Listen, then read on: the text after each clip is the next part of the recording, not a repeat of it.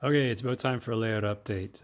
What we have here is my harbor area. It's kind of getting closer to completion, but still lots of work to do here. Never going to be finished this, I don't think. But I did manage to somewhat get that building together. I glued the roof on and I put the addition on the top. So the story goes is that these guys are running out of storage space, so they couldn't go outside or up, or sorry, they couldn't go out, so they went up. And that's the new addition, the modern addition on the storage there, next to the harbor. I'm not sure if I had this wharf frontage in there last time, but I'm still working on that there, getting in another track. And that track is just basically a runaround, holds my idler car for the car float. The tugboat, I did manage to attach it to the car float now. Car float's had a bit of work done to it as well. It's been painted. I got a couple bumpers on there, and I did make these, I'm not sure what they're called. Anyway, I made them out of sprue, and I used a lighter, melted the end of the plastic, and then mashed them against a piece of glass just to make that lip on the top, and then just put on some, I think it's 20 thou sheet styrene just to make a base for it, and drilled a hole in the wood, and then glued them in. So yeah, the barge float, or the car float, is actually made out of a piece of cedar. Cedar is good because it's nice and lightweight, easy to cut, sands well, and it's pretty stable too, so it doesn't warp or anything like that. Glued some track on there as well. There's no power on this track, it's obviously painted. I still have to do weathering on the barge and a couple decals, I guess. So that's pretty much what's going on there. Tugboat's got a couple guys on it now, and I've done all the rigging and put up a couple bumpers. I didn't tie those loops there. I used crazy glue or CA and just wrapped it around and glued it like that, just to make those nooses kind of thing.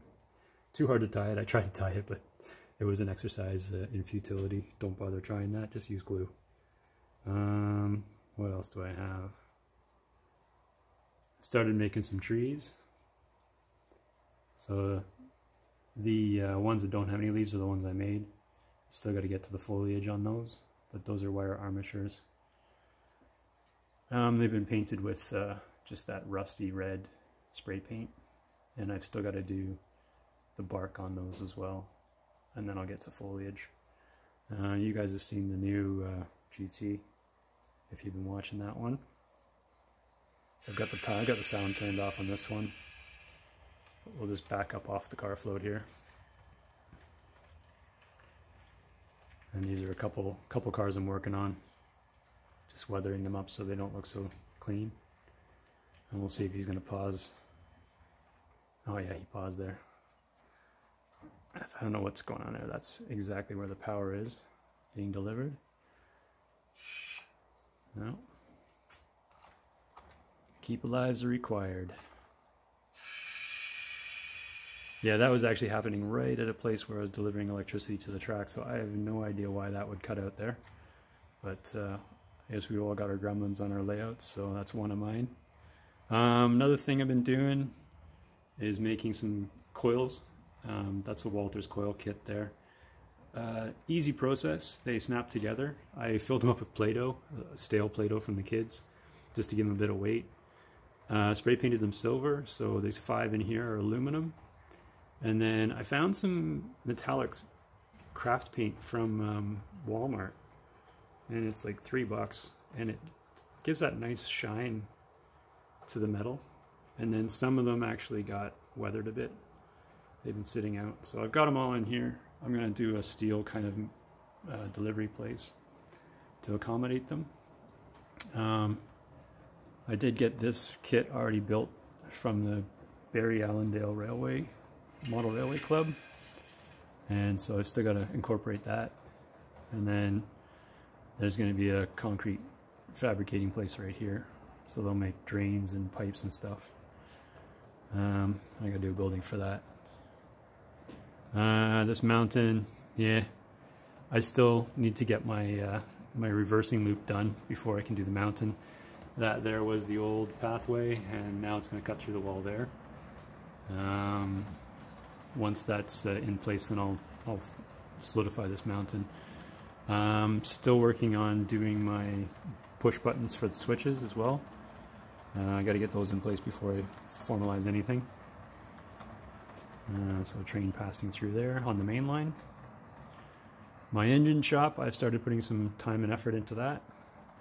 I'm doing the office part now, so I cut the windows in, cut the doors in, and I made it a bit wider so that the engines don't rub on the doors on the way in, which is good. Don't want it to happen like that. What else have I done? Oh, some more trees here, some more armatures, and then I got my kind of forest back here. I've got like 6 or 7 more big ones upstairs that I'll get going. But they add quite a bit to the layout, I think. I really like them. And once they get foliage on them, they're gonna look even better. And so here comes the GT with its short load for the yard. And I've been buying cars. I usually get a few in every month. Just mostly buy and sell stuff. I did, however, buy 5 or 4 new rail boxes. They were brand new. I got a couple. These are all the Prime for Grime ones. I got 4 of those that are kicking around. And I've been painting wheels and using powders to kind of get them looking a bit more realistic. And this is one of the yard throats here, 3-way. And then that's my yard lead there with those 3 cars on it. And that yard lead will be extended once I figure out how to connect up these 2 pieces. So that these 2 pieces are going to be connected over top of the helix. I will leave room in the back of the helix to get in there. But I'm going to cover up the front portion with more. I think this is going to be a massive intermodal / transload facility in that corner there. And that'll run over where that mess is right there. I'm getting rid of that factory. It's just too damn big, and we'll see what I put there in its place. And then down below here is just going to be a tiny little rock quarry with gravel and sand, and so that goes underneath the helix from there and there. And while we'll catch this train going by here, the new yard, I've got some lighting ordered as well for here. So this is CP's yard, and they come off the main line right here after the bridge.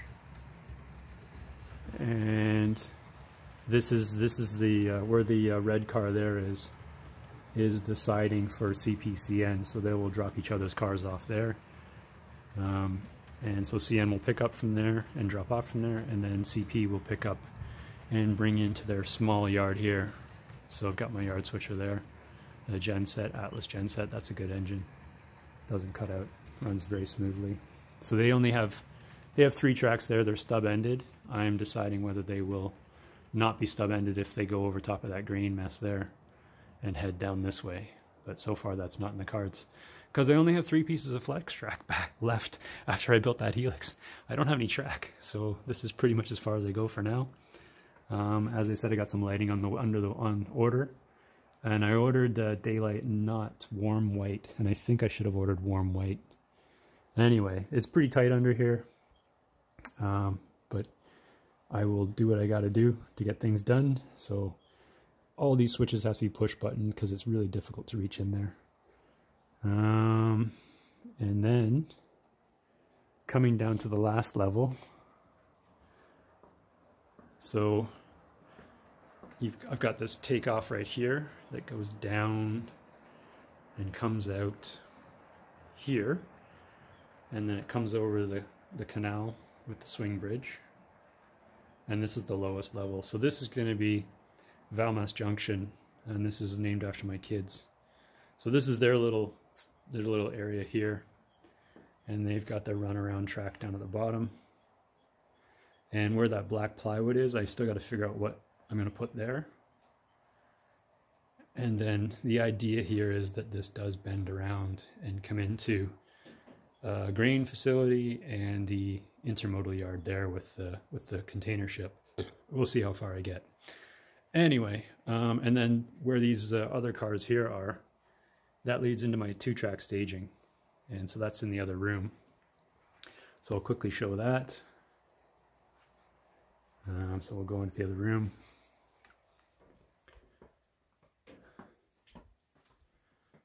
Right, so the staging is on the bottom there where those cars are, and they're just going to be a loop that goes along the table there, and basically is going to be right below the helix here, and they'll join in and go back. So it's a reversing loop and it's a double track, and I probably could put like two long trains on there or 4 short trains, and that'll have independent power as well. I'll cut the power out on that, and I think you guys have already seen this, so I won't dwell on that, but definitely need to put the servos in and get the push buttons on them. Those switches are really hard to reach. So, oh, and there's my reverse loop that still is not done. And I might actually do some scenery in here too, on that upper loop anyway, that reversing loop. I was thinking about doing grain and propane up top, and have a little bit of operating in this room as well. Oh, and there's the cuckoo clock. Against my better judgment, I put up for the kids. Oh yeah, and it has a little guy singing too.